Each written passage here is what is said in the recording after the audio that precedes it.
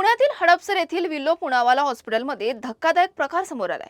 उपचारादरम्यान रुग्णाचा मृत्यू झाल्यानंतर बिल भरण्यावरून वाद झाला आणि हॉस्पिटलचे सीईओ डॉक्टर लजपतराय आर्य यांनी बंदुकीचा धाक दाखवून धमकावल्याचा गंभीर आरोप रुग्णाच्या नातेवाईकांनी केलाय। बिल भरण्यासाठी वेळ मागितल्यानंतर हा प्रकार घडल्याचा दावा कुटुंबियांनी केलाय।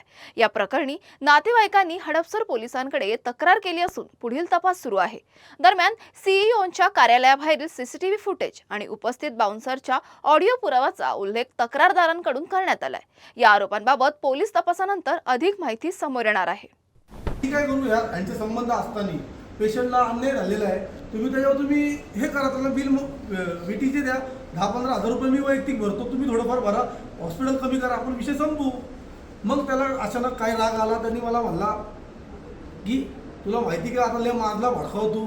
हाँ बोले सर गाली क्यों दे रहे हो आप, ऐसा क्या करेंगे। बोलो सर आपको तो बिल फ्री करना पड़ेगा, सुप्रीम कोर्ट की गाइडलाइन है, रुक तुझे अभी दिखाता हूँ मैं। त्यांनी डायरेक्ट त्याच्या केबिनमधून ते हे काढलं, त्यांनी एक पिस्तूलचे पूर्ण बॉक्स होता आणि त्याच्यावर ती रिव्हॉल्वर होती, त्यांनी लोड केली आणि त्यांनी डायरेक्ट माझ्या छातीच्या इथं अशी लावल्यानंतर बाउन्सर तिथं उपस्थित होता, बाउन्सरनी ओढलं आणि नंतर मग मी पण सावध झालं, बाबा हा जरा खूप चिडलेला आहे, म्हणून त्याला व्यवस्थित त्या सगळं। मग नंतर मी गोड बोलून म्हणलं सर क्या ऐसा करते क्या आप, इतना क्यों गुस्सा कर रहे हो, हे कर रहे हो। नंतर हा प्रकार तिथं ती वेळ मला त्याच्याकडं मारून घ्यायची होती, म्हणून मी थोडा 2 मिनिटात बाहेर आलो आणि ती बाहेर जाताना त्यांनी पिस्तूल आणि ते पाऊच स्वतः घेऊन गेलेलं आहे।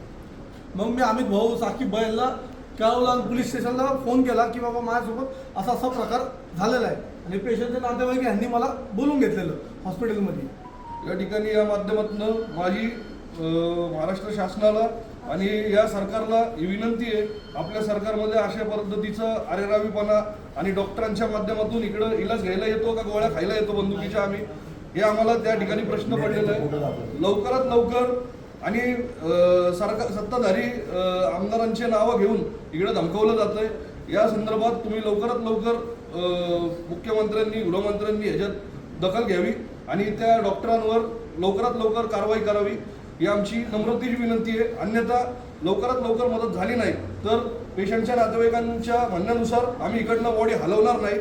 जय भीम, जय भारत, जय शिवराय।